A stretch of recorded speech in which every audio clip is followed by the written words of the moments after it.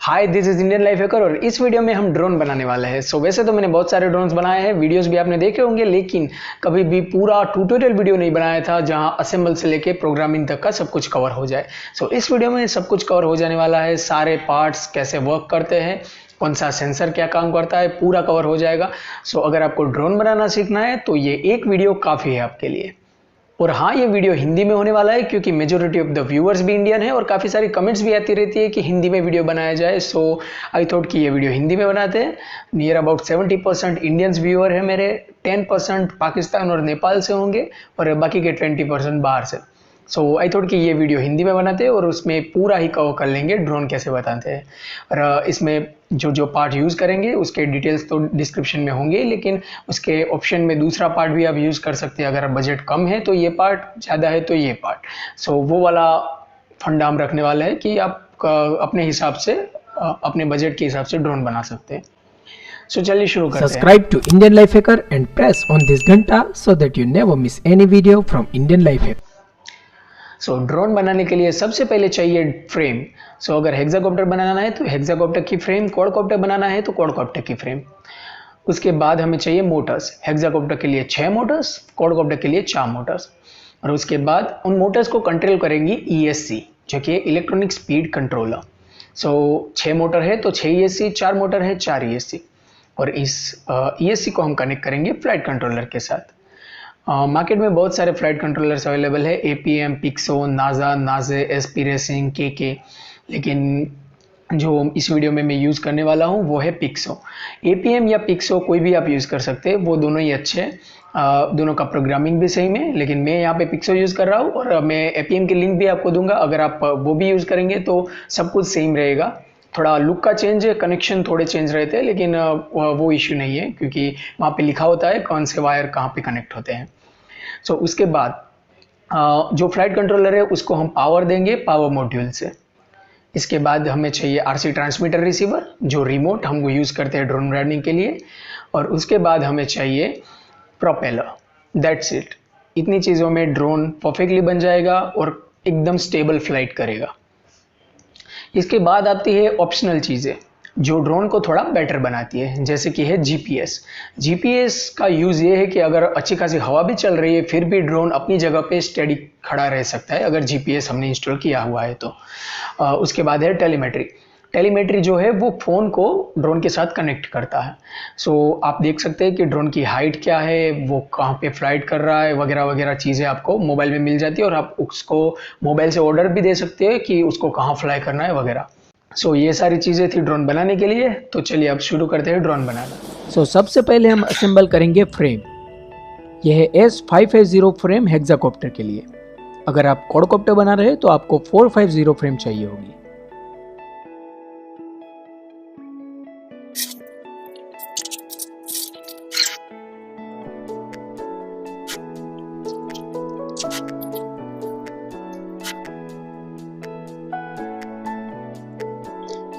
हमारी frame ready है। अभी हमें इंस्टॉल करनी है मोटर्स। हम यूज़ कर रहे हैं रेसर स्टार की 980 kV मोटर्स।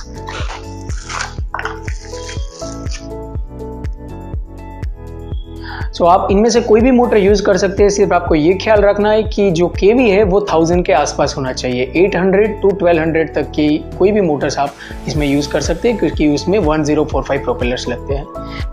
मोटर्स इंस्टॉल करने में आपको ये ख्याल रखना है कि यहाँ पे एक मोटर क्लॉकवाइज और दूसरी एंटी क्लॉकवाइज आएगी। अगर आप हेक्साकॉप्टर बना रहे हैं तो आपको इस चार्ट को फॉलो करना है, अगर आप क्वाडकॉप्टर बना रहे हैं तो इस चार्ट को फॉलो करना है।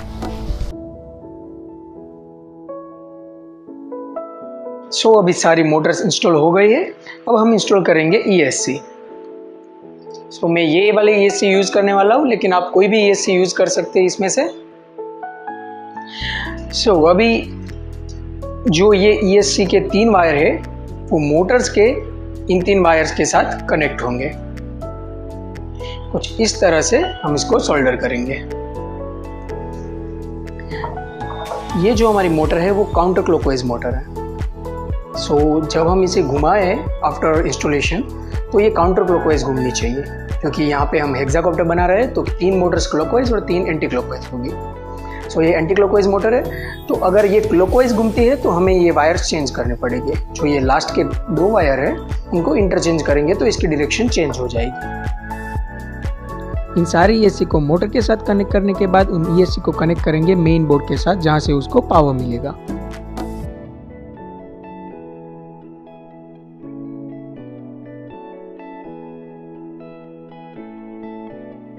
इस तरह से सारे ईएससी कनेक्ट करने के बाद हम कनेक्ट करेंगे पावर मॉड्यूल। ये पावर मॉड्यूल का इनपुट है और ये पावर मॉड्यूल का आउटपुट है। ये आउटपुट यहाँ पे कनेक्ट होगा और ये जो वायर है वो जाएगा फ्लाइट कंट्रोलर में और फ्लाइट कंट्रोलर को वोल्टेज की डिटेल्स भी देगा और वो उसको पावर भी देगा।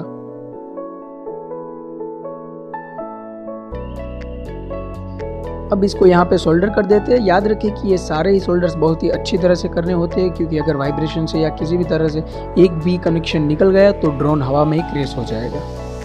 ये जो वायर है उसको मैं नीचे रख रहा हूँ, क्योंकि मेरी जो बैटरी है वो फ्रेम के नीचे लगने वाली है। सारी फ्रेम्स में अलग डिज़ाइन होती है, शायद आपकी फ्रेम में वो ऊपर भी लगे।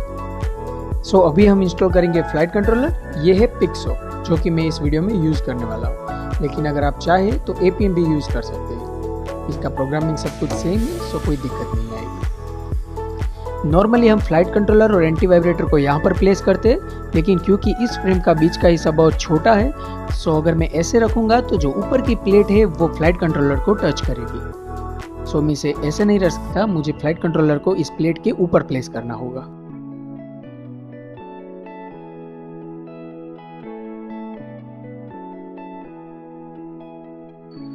सो फ्लाइट कंट्रोलर लग चुका है, तो अब हम बारी बारी से सारे वायर्स कनेक्ट करेंगे। सबसे पहले कनेक्ट करते हैं ये पावर मॉड्यूल का वायर। सो इसको मैं यहाँ से नीचे से निकाल रहा हूँ ताकि ऊपर सब कुछ साफ सुथरा लगे। अब हम कनेक्ट करेंगे ESC के इस वायर को। ये जो वायर है वो यहाँ पे मेन आउट में लगेगा। सो फ्लाइट कंट्रोलर इस वायर के जरिए ESC को सिग्नल देगा कि मोटर की जो स्पीड है वो क्या रखनी है। सो अब हम बारी बारी से ये सारे वायर्स कनेक्ट करेंगे। वो इस डायग्राम के हिसाब से आपको करना होगा, कौन सा वायर फर्स्ट में लगेगा, कौन सा सेकंड में।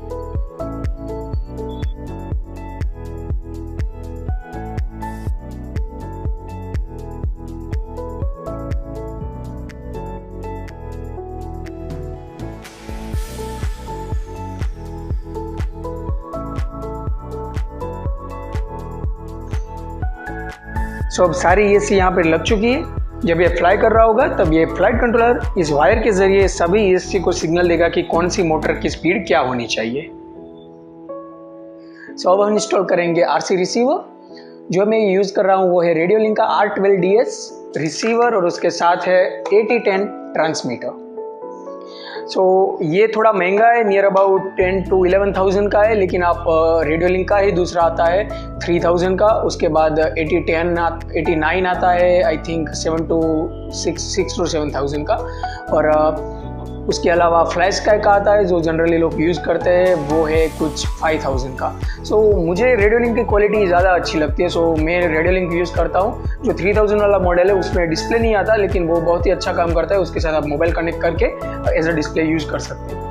सो मैं सारी लिंक आपको डिस्क्रिप्शन में दूंगा, आपको जो भी पसंद आए आप यूज़ कर सकते हैं। लेकिन अगर आप पिक्सो यूज़ कर रहे हैं तो आपको सिर्फ ये देखना है कि आप जो भी रिसीवर यूज़ करें वो SBUS सपोर्टेड होना चाहिए। अगर आप APM यूज़ करेंगे तो SBUS सपोर्टेड नहीं हो गया तो भी चलेगा, लेकिन अगर आप पिक्सो यूज़ करेंगे तो वो SBUS सपोर्टेड होना चाहिए। सो अब हम इसको फ्लाइट कंट्रोलर के साथ कनेक्ट करेंगे। तो उसके लिए यहाँ पे SBUS में सिर्फ एक ही वायर निकलती है जो कि कनेक्ट हो जाएगी हमारे फ्लाइट कंट्रोलर के RC इन में।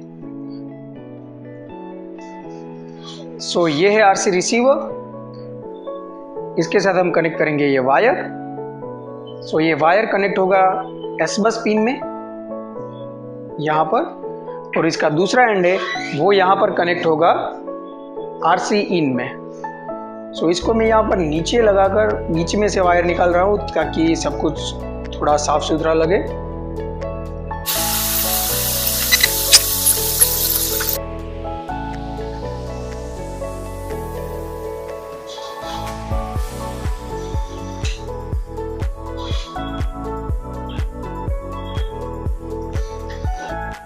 So that's it. अभी ये रेडी है, सब कुछ सारे हार्डवेयर जो नेसेसरी है वो हमने फिक्स कर दिए, लेकिन पिक्सो में ये दो चीज़ें साथ में ही आती है। ये है बजर, सो उसको हम लगा देते हैं यहाँ पे,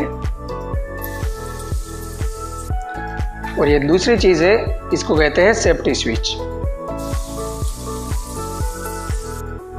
तो ये सेफ्टी स्विच का वर्क ये होता है कि अगर आप ड्रोन चलाना चालू भी कर दे, अगर सेफ्टी स्विच आपने नहीं दबाई है तो प्रोपेलर्स घूमेंगे नहीं। सो ये सेफ्टी के लिए होता है। सो ये दोनों चीज़ें हम लगा देते हैं यहाँ पे।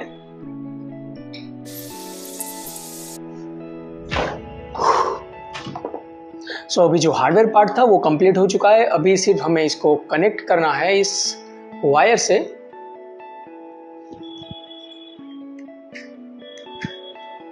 कंप्यूटर के साथ, ओके। और बाकी का जो प्रोग्रामिंग है वो हम कंप्यूटर से करेंगे।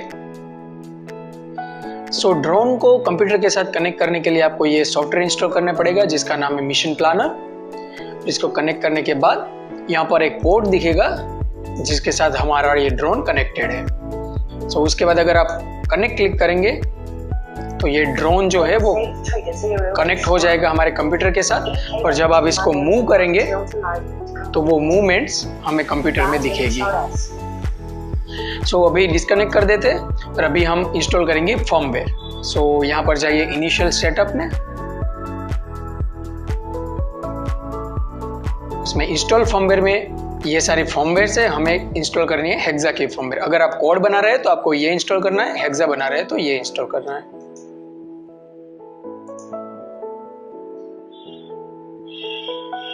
सो यहाँ पर इंस्ट्रक्शन है कि प्लीज अनप्लग द बोर्ड, और उसके बाद ओके क्लिक करके वापस प्लग करना है।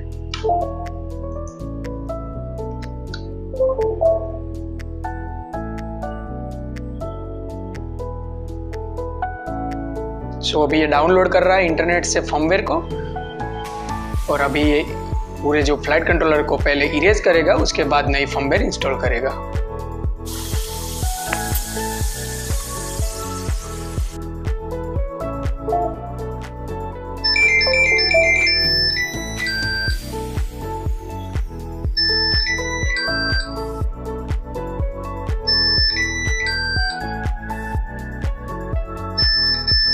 सो ये म्यूजिकल टोन्स के खत्म होने के बाद हमें ओके क्लिक करना है। सो अभी फर्मवेयर इंस्टॉल हो गई है, अभी कनेक्ट कर दीजिए।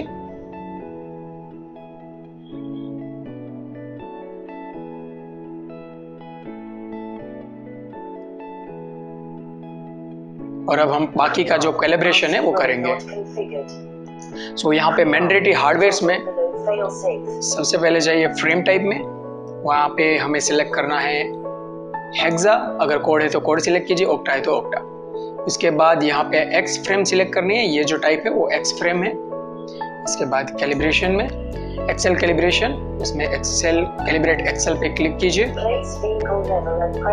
ओके, सो यहाँ पे जो जो इंस्ट्रक्शन आती है उस पोजीशन पे हमें ड्रोन को रख के कोई भी एक क्लिक प्रेस करना है। सो अभी place vehicle on level and press any की लिखा है। Place vehicle on its left side and press any key. So left में ऐसे रख के left side and press any key. Place vehicle on its right side and press any key. EKF primary changed 1. Place vehicle nose down and press any key. Nose down का मतलब हमें जो ये front का पार्ट है उसको ऐसे नीचे रखना है। Throttle below fail safe.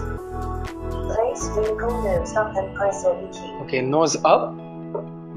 Bad HRS. Place vehicle on its back and press any key. ऐसा ऐसा पूरा उल्टा रख के। Calibration successful. Okay, calibration successful. Primary changed 1. Next Bad compass. HRS. सो यहाँ पे Primary changed 0. हम एक ही कंपास यूज कर रहे हैं क्योंकि हमने कोई एक्सटर्नल कंपास नहीं लगाया। इसका जो इंटरनल कंपास है वही हम यूज करेंगे। सो ये एक ही हम क्लिक रखेंगे और क्लिक करेंगे स्टार्ट। उसके बाद हमें ड्रोन को सभी डायरेक्शन में मूव करना है। Error compass variance.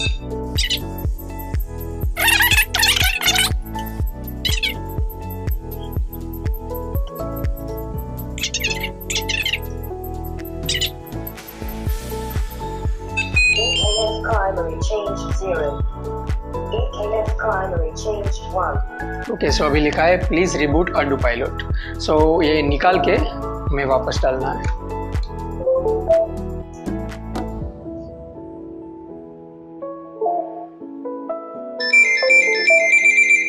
और इसके बाद वापस कनेक्ट कर दीजिए।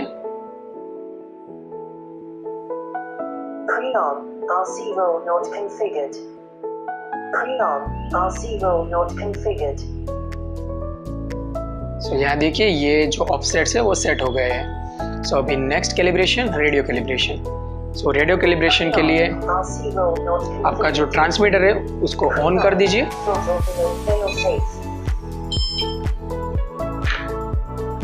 और उसके बाद आपको कैलिब्रेट रेडियो पे क्लिक करके ये सारे ही जो स्विचेस है उसको एक्सट्रीम पोजीशन तक मूव करना है। सो ये ओके क्लिक करके सारी ही स्विचेस को, ये सारी थ्रोटल योक सबको एक्सट्रीम पोजीशन तक मूव करना है। और ये बाकी की सारी स्विचेस भी आपको क्लिक करनी है।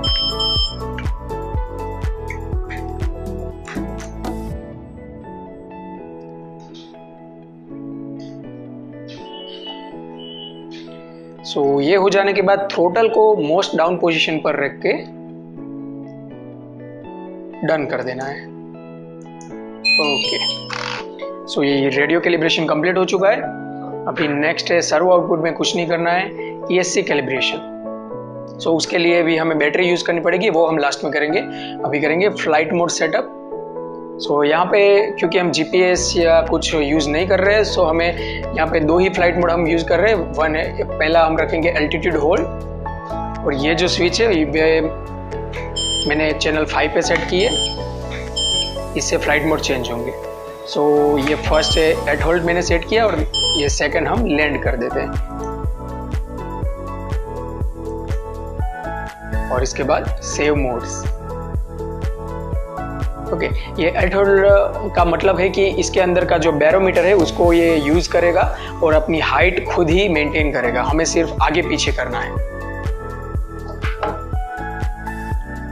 और उसके बाद फेल सेफ। सो फेल सेफ में अगर आप 3 सेल बैटरी यूज कर रहे हैं तो यहाँ पे आपका फेल सेफ होगा 10.5, और अगर आप 4 सेल बैटरी यूज कर रहे हैं तो आपका फेल सेफ होगा 14। सो मैं 4 सेल यूज करने वाला हूँ, सो मैं यहाँ पे 14 लिख रहा हूँ, और लैंड सिलेक्ट कर रहा हूँ कि अगर लो बैटरी हो गई 14 वोल्ट से नीचे जाएगा तो ऑटोमेटिकली ड्रोन लैंड हो जाएगा। और रेडियो में भी सेम, अगर रेंज से बाहर जाएगा तो ऑटोमेटिकली ड्रोन लैंड हो जाएगा। वैसे तो RTL रखते हैं, लेकिन क्योंकि हम GPS यूज़ नहीं कर रहे, सो यहाँ पे हम RTL नहीं रख पाएंगे क्योंकि इसको अपनी पोजीशन का पता नहीं चलेगा, सो ये रिटर्न टू लॉन्च नहीं हो पाएगा। ओके, अभी ESC कैलिब्रेशन बाकी है, सो इसके लिए बैटरी कनेक्ट करनी पड़ेगी। मैं ये वाली बैटरी यूज करने वाला हूँ जो कि है ऑरेंज की 5200 mAh की बैटरी 4 सेल। ओके, आप 3 सेल भी यूज कर सकते हैं, नो इश्यूज, लेकिन 4 सेल में पावर ज़्यादा मिलेगी। सो पहले मैं आपको दिखा देता हूँ यहाँ वो प्लेस कैसे होगी। सो मेरी फ्रेम में ये नीचे लगने वाली है, लेकिन अगर आप नॉर्मल F550 या F450 यूज करेंगे तो उस फ्रेम से बैटरी ऊपर लगती है।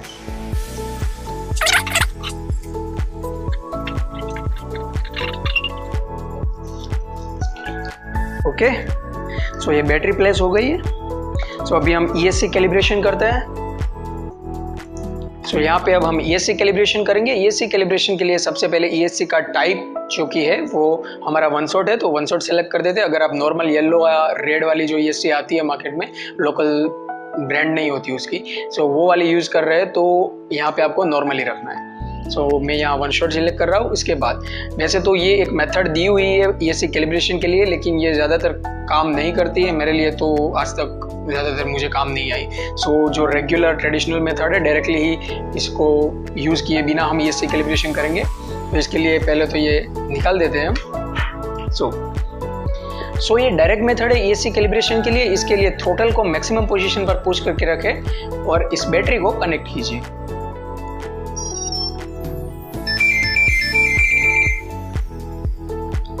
इसके बाद बैटरी को डिस्कनेक्ट कर दीजिए और वापस से बैटरी को पूरी तरह से कनेक्ट कर दीजिए और थ्रोटल को मैक्सिमम पर पकड़ के रखें। सो इस टोन के बाद आपको सेफ्टी स्विच पुश करनी है। उसके बाद जब ये टोन आएगी उसके बाद थ्रोटल को मोस्ट डाउन पोजीशन पे लेके जाना है।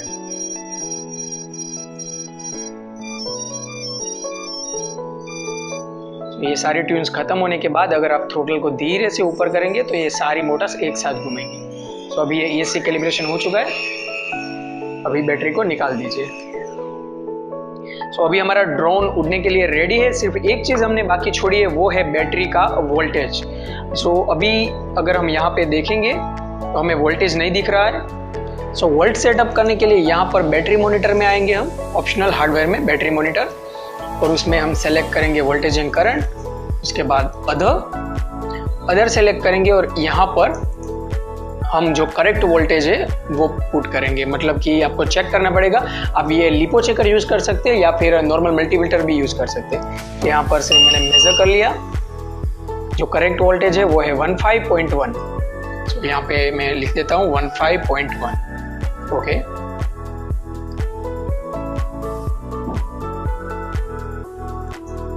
ओके। सो अभी ये यहाँ पर भी करेक्ट वोल्टेज दिखा रहा है। सो कभी कभी ये यहाँ पर गलत वोल्टेज दिखाता है, तो आपको यही प्रोसेस फिर से करनी है। मतलब कि आपको पूरा निकाल के वापस कनेक्ट करके मैन्युअली करेक्ट वोल्टेज फिर से डालने होंगे। ठीक है, अभी हमने डाल दिया है। सो अभी पूरा सेटअप कंप्लीट हो चुका है। ये ड्रोन उड़ने के लिए रेडी है। हमें सिर्फ यहाँ पर प्रोपेलर्स फिक्स करने एंड दैट्स इट। सो जो लोग यहाँ पर APM यूज करने वाले हैं उसके लिए इतना ही डिफरेंस है।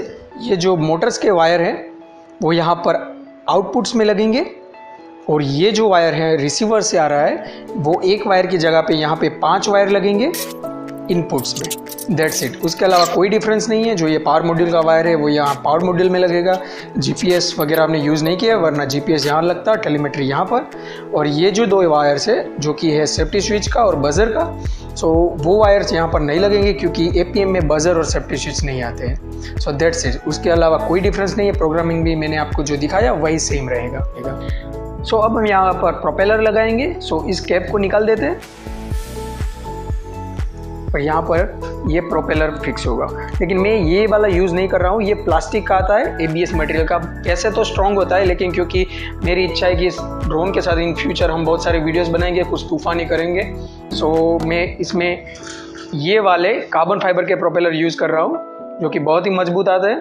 सो ये मोटर जो है वो है एंटी क्लॉकवाइज और ये प्रोपेलर भी एंटी क्लॉकवाइज है। सो इसको मैं यहाँ पर ऐसे फिक्स करके कैप को फिक्स कर दूंगा। ठीक है, इसी तरह आपको देखना है कि क्लॉकवाइज मोटर में क्लॉकवाइज प्रोपेलर, एंटी क्लॉकवाइज में एंटी क्लॉकवाइज।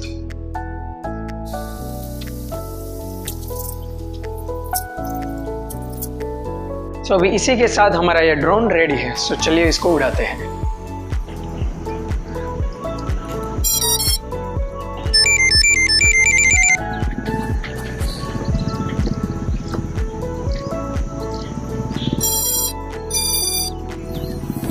सो चलिए अभी उड़ाना शुरू करते हैं। सो सबसे पहले यहाँ पे मोड सेट करेंगे।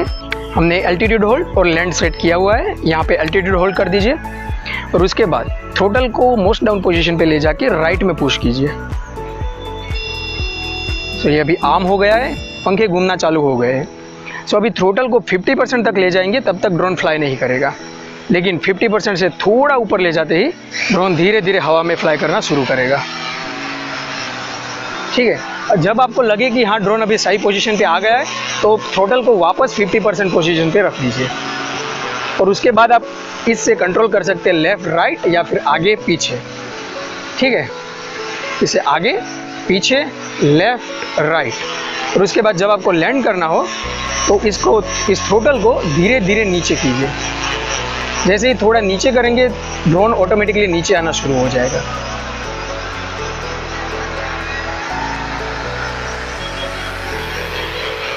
तो ड्रोन एक बार नीचे आ जाए तो थ्रोटल को पूरा डाउन कर दीजिए और लेफ्ट साइड में पुश कर दीजिए तो वो डिसआर्म हो जाएगा। ओके, तो सिंपल। चलाने में बस इतना ही ख्याल रखना है। उसके बाद आप जितना प्रैक्टिस करेंगे उतना अच्छा उड़ा पाएंगे।